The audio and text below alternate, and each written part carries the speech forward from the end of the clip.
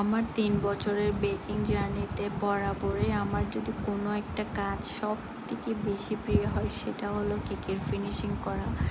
যখন আমি একদমই নতুন বেকিং মানে কাজ শিখছি তখন কিন্তু এই ফিনিশিং জিনিসটাই আমাকে অনেক প্যারা দিছিল। ইভেন এমনও টাইম গেছে আমি জাস্ট একটা কেক বারবার ফিনিশিং করছি, একবার ফিনিশিং করে আবার এটা উঠে আবার ফিনিশিং করছি, শুধুমাত্র জাস্ট কেকের ফিনিশিং দেওয়াটা শেখার জন্য।